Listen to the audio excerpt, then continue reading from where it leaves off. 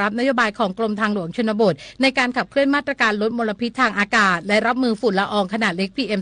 2.5 เพื่อลดผลกระทบต่อสุขภาพของประชาชนโดยได้นำเครื่องจักรกลและยานพาหนะในความดูแลเข้าตรวจวัดค่าควันไอเสียกับสำนักงานขนส่งจังหวัดตรังเพื่อตรวจสภาพและบำรุงรักษาเครื่องจักรกลและยานพาหนะให้อยู่ในสภาพที่สมบูรณ์พร้อมใช้งานเป็นประจำทุกเดือนสามารถควบคุมและลดมลพิษทางอากาศนอกจากนี้ยังได้ลดฝุ่นในโครงการก่อสร้างที่อยู่ใกล้แหล่งชุมชนพร้อมเน้นย้ำให้ผู้ควบคุมงานกำชับผู้รับจ้างให้ดำเนินการลดฝุ่นโดยให้ผู้รับเหมาฉีดพรมน้ำทำความสะอาดล้อรถที่เข้าออกพื้นที่ก่อสร้างกวาดล้างถนนที่เปื้อนดินจากการก่อสร้างปิดคลุมวัสดุก่อสร้างในการเก็บกองและขนย้ายให้เรียบร้อยยศพร อัครไกรศรีสวท.ตรังรายงานจังหวัดพิษณุโลกเชิญชวนชมดอกนางพญาเสือโคร่งชุดส่งท้ายของฤดูกาลที่โครงการพัฒนาป่าไม้ตามแนวพระราชดำริภูหินร่องกล้าบรรยากาศการท่องเที่ยวที่โครงการพัฒนาป่าไม้ตามแนวพระราชดำริภูหินล่องกล้าตำบลเนินเพิ่มอำเภอนครไทยจังหวัดพิษณุโลกกลับมาคึกคักอีกครั้งหลังดอกนางพญาเสือโคร่งหรือซากุระเมืองไทยชุดเก็บตกส่งท้ายฤดูกาลเริ่มผลิบานอวดสีชมพูสวยงามท่ามกลางบรรยากาศเย็นสบายคาดว่าจะยังคงสวยงามต่อเนื่องไปอีกประมาณ 1-2 สัปดาห์ขณะเดียวกันบริเวณใต้จุดชมวิวหน้าผาพบรักยังมีทุ่งดอกกระดาษหลากสีสันที่จะมีให้ชมยาวไปจนถึงปลายเดือนกุมภาพันธ์รวมถึงกล้วยไม้ดินหรือซิมบิเดียนซึ่งเป็นกล้วยไม้พื้นถิ่นของพื้นที่สูงและเป็นเสน่ห์เฉพาะตัวของภูหินล่องกล้าที่หาได้ยากนอกจากนี้ใบเมเปิลหรือกลุ่มแดงที่เริ่มร่วงหล่นปกคลุมพื้นดินเป็นพรมสีแดงธรรมชาติที่สวยงามสำหรับนักท่องเที่ยวที่สนใจมาชมซากุระเมืองไทยพร้อมสัมผัสบรรยากาศธรรมชาติอันเงียบสงบสามารถติดตามรายละเอียดได้ที่ Facebook Fanpage โครงการพัฒนาป่าไม้ตามแนวพระราชดำริภูหินล่องกล้าภัทราธรรมา สวท.พิษณุโลกรายงานจบข่าวธราวุฒิวิชัยดิษฐ์อ่านรับฟังข่าวครั้งต่อไปเวลา 15 นาฬิกาครับติดตามข่าวที่นำเสนอไปแล้วได้ที่ www.thainews.prd.go.th สารคดี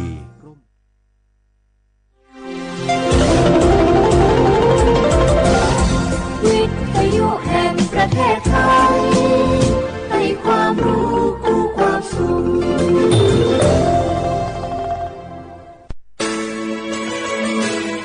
สถานีวิทยุกระจายเสียงแห่งประเทศไทยจังหวัดเชียงใหม่ AM 1476 กิโลเฮิรตซ์สถานีวิทยุภาคภาษาชาติพันธุ์แห่งเดียวในประเทศไทยที่มีความทันสมัยเชื่อถือได้สร้างอัตลักษณ์กลุ่มชาติพันธุ์สู่สากล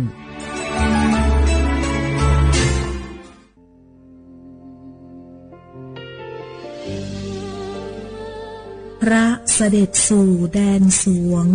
ไทยทั้งปวงน้อมสำนึกในพระมหากรุณาธิคุณตราบนิรันดร์ข้าพระพุทธเจ้าข้าราชการและเจ้าหน้าที่สถานีวิทยุกระจายเสียงแห่งประเทศไทยจังหวัดเชียงใหม่กรมประชาสัมพันธ์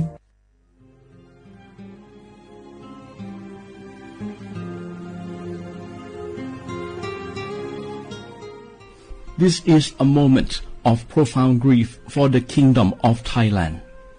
We,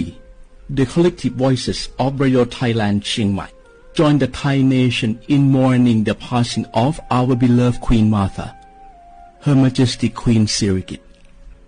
Her life was a testament to the unwavering service, grace, and deep love for the Thai people. Our humble condolences and thoughts are with His Majesty the King, the royal family, and all the Thai people during this deeply sorrowful time. We will remember her forever.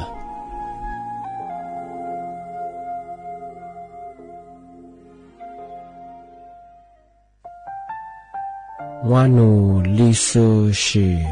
Tami kunawa jama amusa Nima aku tili sango Wanu watsuma aku Tfama ku watu wama tili shikwali pudu Tami kunawa jama Wanu lisu shi za khwazapo Ama he taho lila tili Nima jaja Nima tili sajangoรากฐานสังคมไทยตั้งแต่อดีตจนถึงปัจจุบัน เคารพเทิดทูนสถาบันพระมหากษัตริย์เป็นศูนย์รวมจิตใจที่เหนียวแน่นของคนไทยในเวลาที่เกิดวิกฤตทางการเมืองพระบารมีของพระเจ้าอยู่หัวก็ทำให้เกิดความสงบและช่วงที่เกิดวิกฤตเศรษฐกิจปรัชญาเศรษฐกิจพอเพียงของพระเจ้าอยู่หัวรัชกาลที่ 9พระราชทานให้กับคนไทยก็ทำให้ผู้ที่น้อมนำมาปฏิบัติมีภูมิคุ้มกันและไม่เกิดความเสียหายพระปฐมบรมราชโองการของพระเจ้าอยู่หัวรัชกาลที่ 10เราจะสืบสานรักษาและต่อยอดและครองแผ่นดินโดยธรรมเพื่อประโยชน์สุขแห่งอาณาราษฎรตลอดไปพระมหากษัตริย์ไทยทุกพระองค์ทรงห่วงใยราชเสมอสถาบันพระมหากษัตริย์ไทยศูนย์รวมใจไทยทั้งชาติ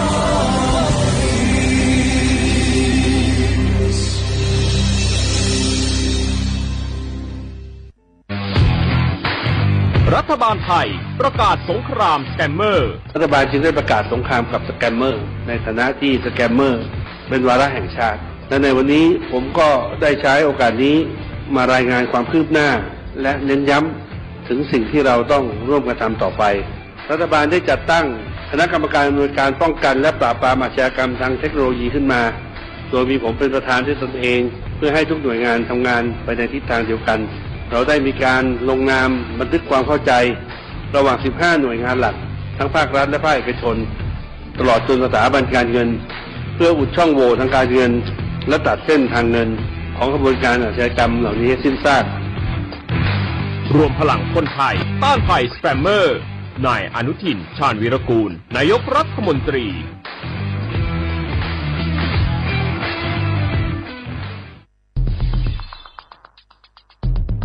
แค่3 ปีความเสียหายจากอาชญากรรมไซเบอร์ของคนไทยพุ่งทะลุถึง 94,000 ล้านบาทหรือเฉลี่ยปีละ 30,000 ล้านบาททุก1 ชั่วโมงเราเสียเงินกว่า 3.4 ล้านบาทให้กับมิจฉาชีพออนไลน์โจรไม่เห็นใจคนอาชีพไหนอายุเท่าไหร่สถานะทางการเงินแบบใดหมอพ่อค้านักธุรกิจนักเรียนแม่บ้านข้าราชการเกษียณทุกคนตกเป็นเหยื่อได้เสมอและวันหนึ่งอาจเป็นคุณหรือคนที่คุณรักเพราะจุดอ่อนร่วมของเหยื่อคือความเร่งรีบขาดสติหรือแม้แต่บางครั้งก็เกิดความโลภจนเกินไปอย่าปล่อยให้การกดคลิกเดียวลิงก์เดียวทำให้โจรยิ้มกว้างวันนี้ถึงเวลาแล้วที่คนไทยทุกคนจะต้องร่วมมือกันสร้างภูมิคุ้มกันอาชญากรรมไซเบอร์ช่วยกันหยุดก่อนที่ภัยไซเบอร์จะทำให้คนที่คุณรักและตัวคุณเองกลายเป็นเหยื่อ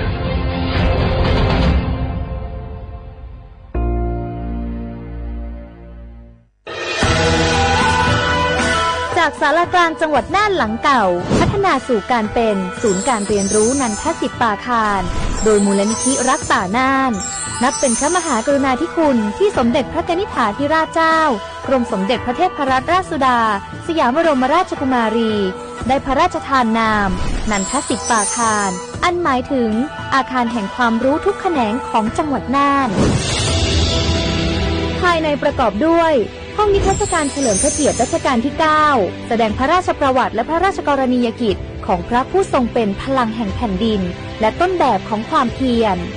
รถพระที่นั่งอนุสรณ์แห่งการเสด็จเยี่ยมราษฎรในถิ่นทุรกันดารทั่วทุกภูมิภาคของไทย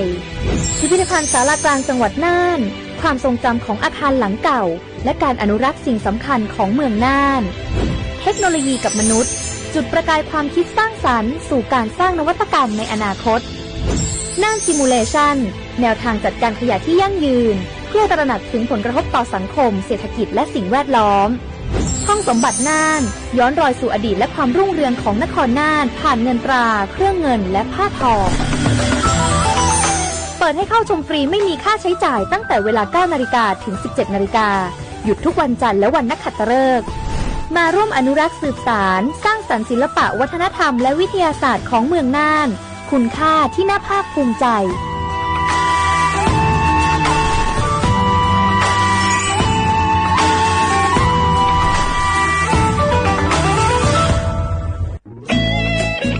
เสียงของท่านมีความหมายต่ออนาคตประเทศการเลือกตั้งคือโอกาสสำคัญที่ประชาชนจะได้ร่วมกำหนดทิศทางบ้านเมือง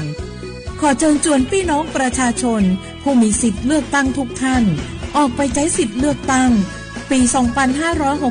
2569เลือกคนดีเลือกผู้แทนที่ตั้งใจทำงานเพื่อประโยชน์ของประชาชนบดีปล่อยให้เสียงของท่านเงียบหายเพราะประชาธิปไตย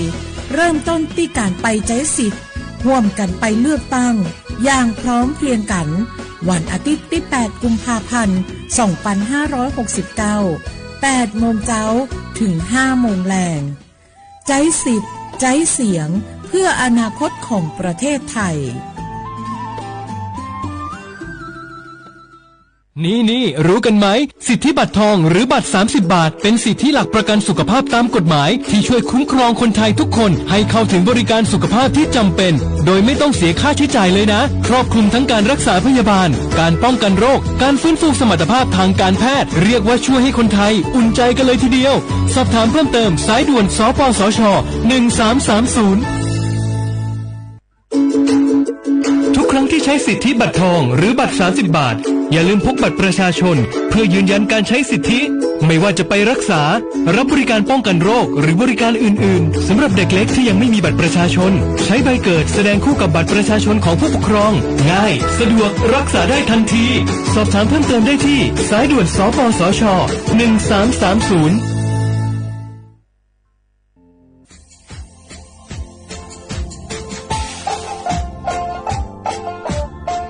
น่ารักถึงมาปีใหม่ซื้อจีนชมังโงมันยาคณะรัฐมนตรีไงมีมติยากกว่าอยู่หัวระมองเมื่อเหือนยากุลาซื้อหาหนีซื้อกู้ยังไง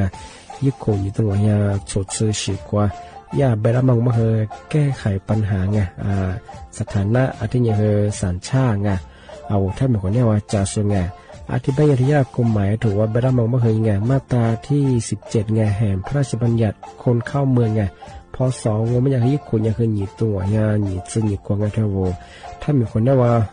จุลาโซอาทิตย์นี้คือมือจ่าจางโง่เป็นยังไงอาทิตย์นี้โวมีทะเบียนประวัติคือถูกต้องอยู่ไงอธิบายโวสารว่ายื่นขอสถานะไงคนต่างด้าวเข้าเมืองโดยชอบด้วยกฎหมายที่ดียินหน้าบ่ดงาอาทิตย์ทยากฎหมายถือว่าบรรมประเฮงไงมาตราที่7ทวีไงแห่งพระราชบัญญัติไงสัญชาติยึดโขงไปเฮอพศยังไง2508ไง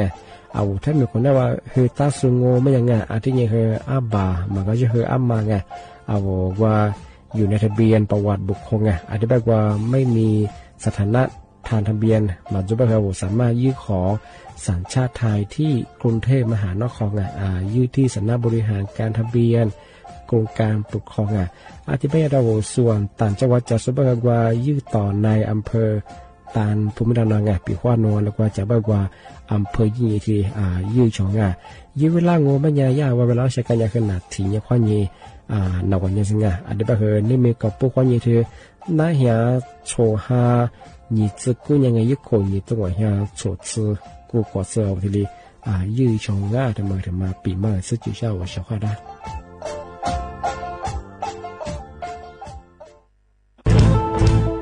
เชียร์ขวาบุกอามาสนใจลงโฆษณาทาสถานีวิทยุกระจายเสียงแห่งประเทศไทยจังหวัดเชียงใหม่เอาสถานีวิทยุกันมันยังยี่เสียคือเสืออาทิเยยี่สัญญาว่าคือหูย่าคือยิบเป้งเธอหัวพื้นที่จังหวัดเชียงใหม่ยังอาทิปัญญาอามาสนใจลงโฆษณาช่องปัญญาติดต่อที่สวทเชียงใหม่ยิบเบอร์โทรปัญญาคือ053-276-0685อาทิเย0922468579ชาวว่าบราวัฒมาปีใหม่อาทิตย์ซึกตาจิงชาวมองมันยังไงอามุสาจังหวัดเชียงใหม่ค่อยถึงมาปีใหม่ปากายฝรั่งที่5ที่นี่ก็พวกยังว่า5ซาซึที่ยังสังเกตคนตัวยังโฉดซึกูกว่ามาคืออาโตทัดโซดงกับปากกาเมียนเบสพิอาลุมีโดขยันโดอาจุดดงสัตว์ความแบบดิต้มดงอาโตทัดโซบดงอาทิยาวพื้นที่หรือตัวจางโง่เป็นยังก็ยาระบบไฟดีค่อยนี้มาอนุญาตอยู่ไม่คือมาคืออาโตทัดโซดงอาทิยังปีความวัดตุสองเป็นยังฝ่าฝืนยังคือกลุ่มหมายละชัวยาชัวยาโซดงอาทิบ้างก็เป็นยัง มาอาตุดสวาอาตุดเบียพะมัวโงบัญญาอโวโทแจ้งงาศูนย์อำนวยการแก้ไขปัญหาหมอกควานงาอาทิตย์คือฝุ่นละอองงามาคือจังหวัดเชียงใหม่งายี่เบอร์โทรโงบัญญางา053งาอาทิตย์112808งาหรือที่มาโงบัญญาสำนักงานประชาสัมพันธ์จังหวัดเชียงใหม่ก็ยินดีปีมากทีเดียวพักกายพลังงาอันนี้ประกาศมาก็ตะวันไล่ยินจระฟรุงา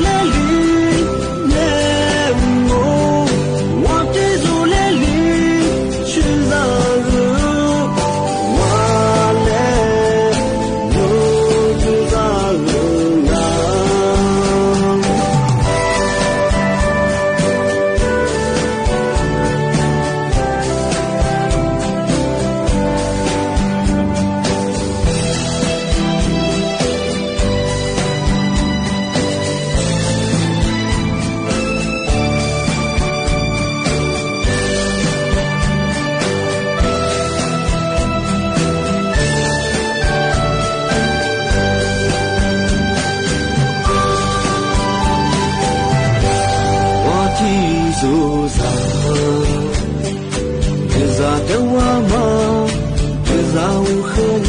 马舍，这木杂子诺来，我面是发莫马，你比就啥来，阿里的可是几个你。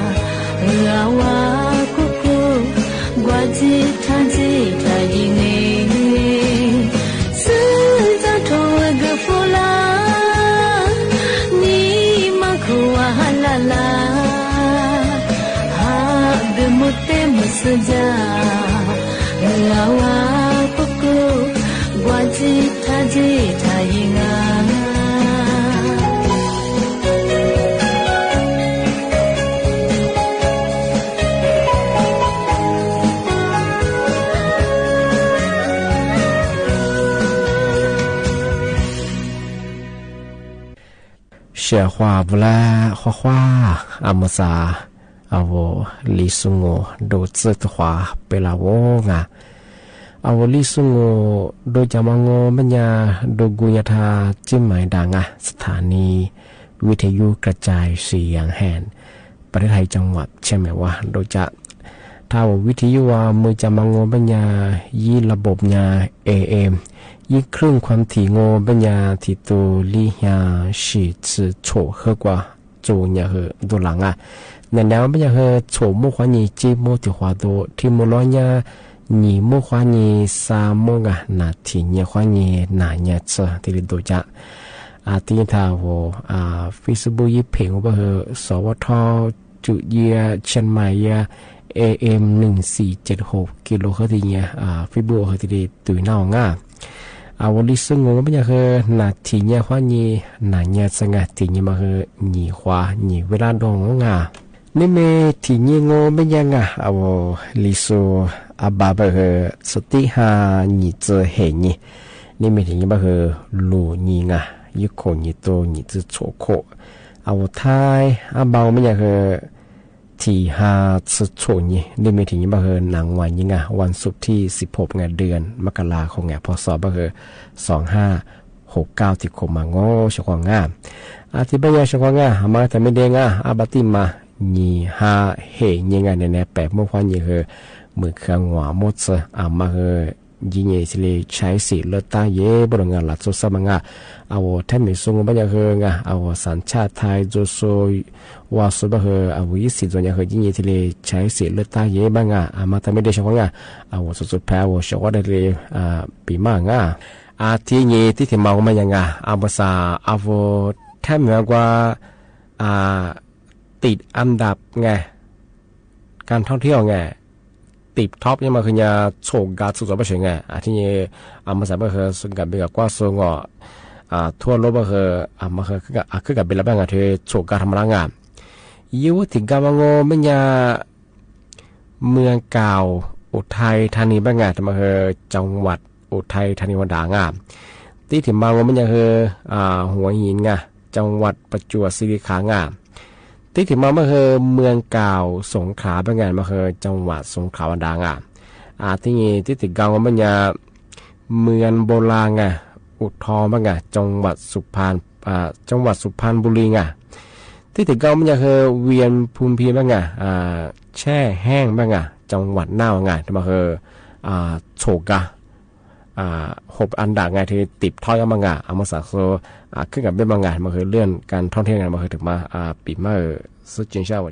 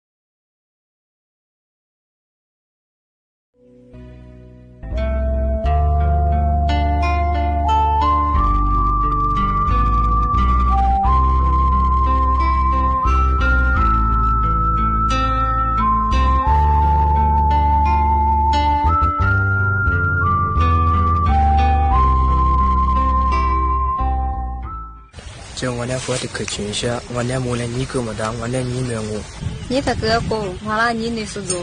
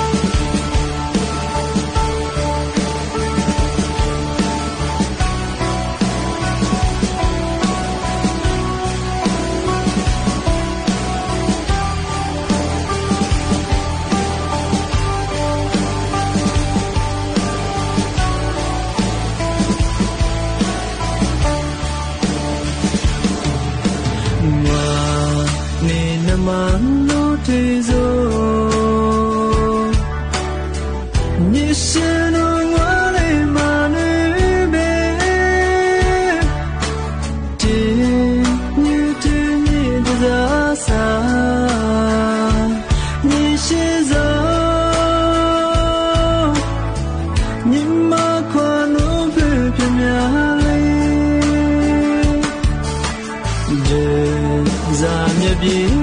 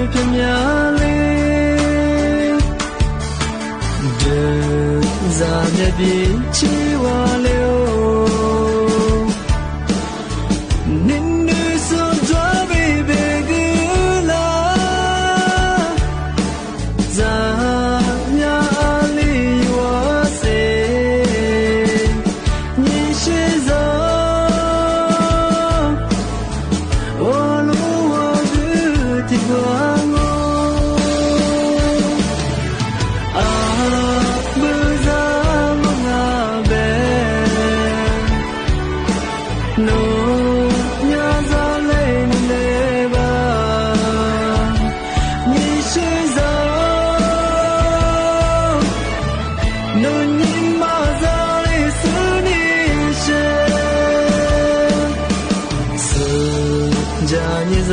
这里过，你的手来在里女妈娃，你是好比木的，你是走，女的别马里阿威。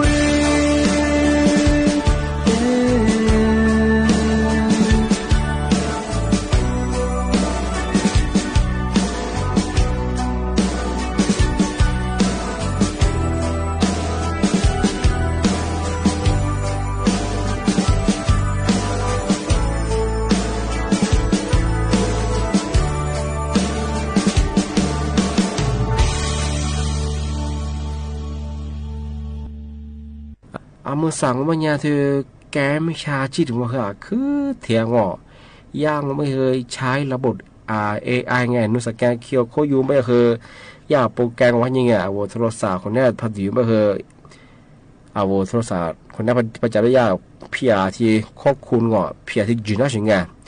นุ้ยข้อมูลในชุดตัวคือเพียเสื้อใช่ไงนุ้ยบัญชีนุ้ยธนาคารผู้บ่าวไอ้บ่าวจะว่าคือสุดดุยนี่กับกูดุยนั่งอ่ผู้บ่าวโอ้ดุยนั่งเอาที่บ้านมันเนี่ยปีขวาเอาหัวเฮียงสวัสดิ์จะหมายถึงมาสุขเราเฮงอยากเกี่ยวข้อพักกระรังมันเนี่ยคือมาคือทัศแกงเย่ปีขวานู่นจะขึ้นมามั่นใจมันคือไว้จุดหมายของเนี่ยหน่วยงานอะไรขวาเนี่ยสุขลังหน่วยงานมาสุขลังมางานยิงเอาตัวนี้ยิ่งยาสนังงานยิ่งทีเดียสอบถามสแกนที่ดีช่องว่าหัวกระดาษข้อยิงสแกนไม่คือมีความเสี่ยงอันตรายเยอะมาคือแต่เนี่ยจำมือของติดถึงบางว่าเนี่ยอเมษาหรือยาเจ้าหน้าที่ขนส่งคือจะซึ่งจะมาส่งสู่ไปรษณีย์ถึงวัตถุฟลายเนี่ยอเมษาคนหนุ่มบริษัทว่าเนี่ยโนละกวยของขวัญสิทธิพิเศษมาเกลือไปสิก็ลาโนจะซื้อมีสามปุโดวันหนึ่งบริษัทกันได้กว่าส่งรถพิเศษเกลือที่บ้านมันเนี่ยอเมษาว่านายเฮียคือเปล่าว่านายเฮียน้ำบ้าว่าจดหมายธรรมกตาที่บ้านเนี่ยปีขวานโนสนใจช่องมันเนี่ยว่าอยากเคียวโคก็ต้องมาสแกนดีนี่ลงทะเบียนยังไปเหอะว่าฮิตทุฟลายนี่ที่ได้เบตี้ชิคอบอกที่อยากที่จะซื้อสุมังที่บ้านมันเนี่ยมาเหอะถ้าจุดจ่ายชิคอบอกสแกนเคียวโคยังมองมันเนี่ยคือมีเชื้ออันตรายชิคอบอกเอาภาษาแกยุ่งมันยังท่าเชื่อนั้นไปยุ่งแล้วเอาบัญชีผู้บัตรดอกมาคือเพียโอเตียงเอาวิข้อมูลสุดเตียชิคอบอกที่บ้านของมันยังส่วนเวลาสแกนจนมันยังคือมาคือถ่ายจุดจ่าถ่ายเย่ที่กระถั่วมันยังโอ้ว่าสูงว่าจีบว่าอีสมว่าจีบว่าสำนักงานจีบว่ามันจะช้าขวัญสืบเสือกว่าไปไงเอาถ้าสแกนเยอะคือว่าเบอร์เนี่ยที่เราหน้าเบอร์ไงที่มาขอเนี่ยส่วนมุสาที่เอาที่ดูจ่าขออยู่ในเชียวเขาบอกผู้บ่าวมุสาที่แกนไม่ใช่ชี้คือว่ามาหัวนุ่จีบว่ามันช้ามาเยอะเอาถ้าโทรศัพท์ขอเนี่ยสแกนเนี่ยเบอร์เนี่ยที่เราหน้าหัวนุ่จีบว่าขอเนี่ยผู้บ่าวสุขเดียววันทุกคนในเชียวเขาไงที่ตัวที่แสยิ่งมือสมมุติงานนุ่ผู้บ่าวธนาคารไอ้ยังบัตรได้ก็ซอยบัตรเพียโอเตะเชียวเขาบอกที่บ้านมันยังมาคือถ้าสแกนเย่ปีขวาสูนี่แหละจดหมายถึงมาสุฟลานีสแกนยังมาคือถ่ายเย่ที่บ้านถ้าชื่อวันนั้นไปฮิวนังจดหมายก็มามาสุฟลาปีขวาเครือข่ายที่มันก็ไม่ยังคือบริษัทมาสุฟลาแบบวันนี้ถือว่าสำนักงานยิ่งติดต่อสถานยิงทำมานาสุฟลางานมางาไม่จะคือถักสแกนยังงูไปคือว่าสำนักงานยิ่งสแกนยังความด่างออกว่าจีเบื่อไปคือมาคือสามโมชิคอมมาสับไปคือหลักสูตรผมว่าคือคนหนึ่งเจ้าหน้าที่เป็นยังไงเวลาเกิดอะไรมาขึ้นยังที่เป็นยังมาสัตว์สำนักงานตำรวจไซเบอร์ทีนี้แค่ทีนี้ที่เราขึ้นกับตัวยาวทั้งหมดอันนี้ก็คือยังก็มันด่างมีอะไรพวกอันนี้ก็คือมาคือแต่จำโม่ชงเอามาสัตว์ก็คือระบบออนไลน์เขาเนี่ยแกนไม่ใช่ชื่อเกิดจากมาพอยล้านสมองหิมือล้านสมองเหิมย่อเตวใช่ครับอันนี้ก็คือมาคือที่ลิตาเกจ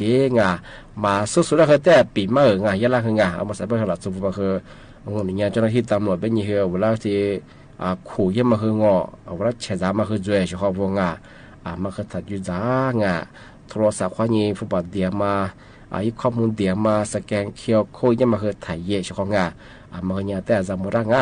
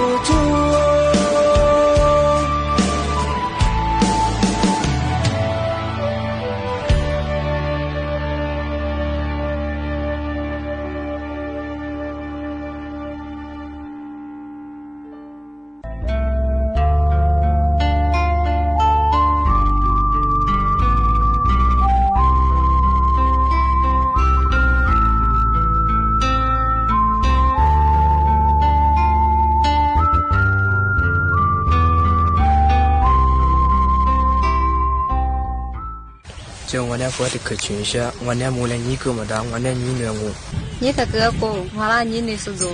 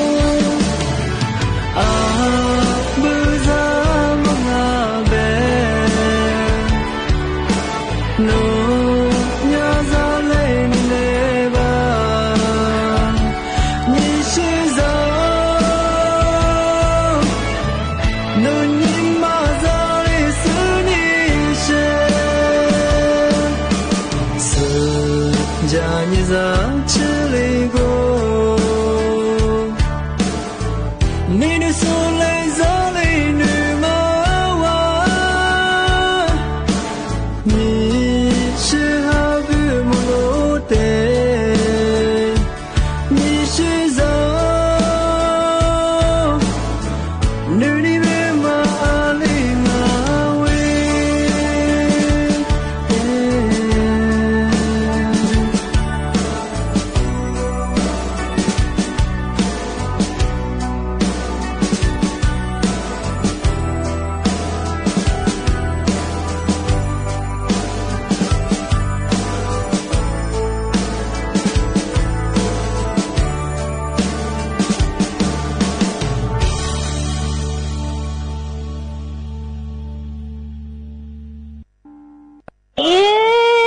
是我努的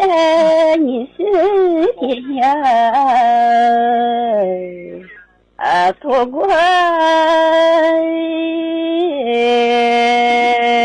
我发誓铁挂我谢谢你生你我和我撒茄子瓜一多少来花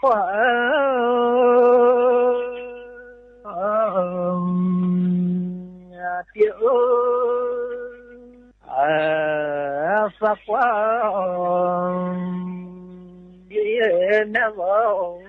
来月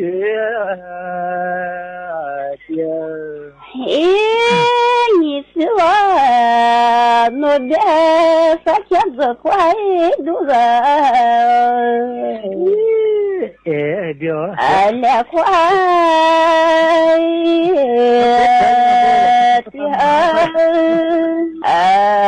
也快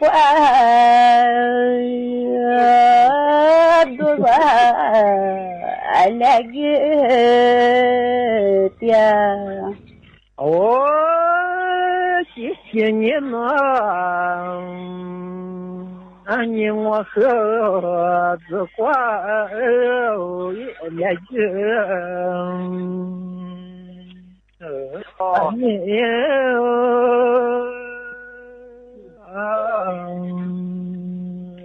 子花来月的毛三呀我别拿我的个来快的嘛三爷子来月的嘛三爷子谢谢你呢你和三年我的短也别走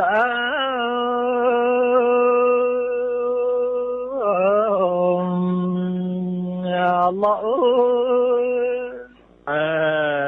三年也的苗多接了你是我我的反应许多别在那发现前面多接了谢谢你生